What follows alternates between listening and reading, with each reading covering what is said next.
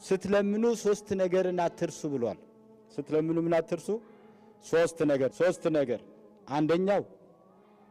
አንደኛው ምንድነው? ኢማን።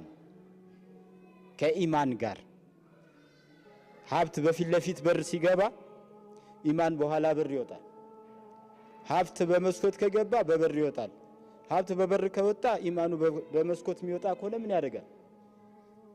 ሁለተኛስ? አማን፣ ሰላም።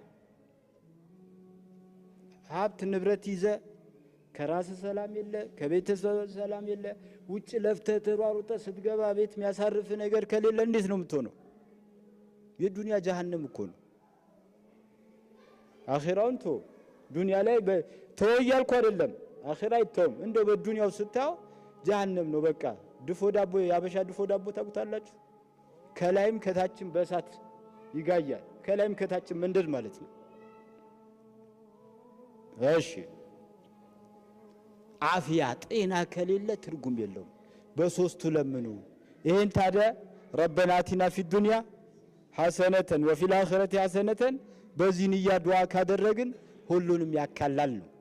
ስለዚህ በተቻለን መጠን ከአላህ ጋር ያለን ቅርበት ማጠንከር አለብን። የጧትና የማታ ዚክር ያረግን ዱዓ የሚደረጉባቸው ወቅቶች አሉ። በተለይ መቅቡል የሚሆንባቸው የተለዩ ወቅቶች አሉ። ሁሌ እንደምናል አዛንና ኢቃም መሃል ቁርአን ከመቅራት ሌላ ኢባዳ ከመስራት ዱዓ ማድረግ ነው።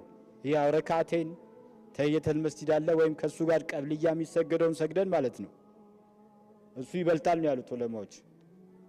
ሌላስ ሌሊት ላይ ሌሊቱ 1/3 ሲቀረው ማለት ነው።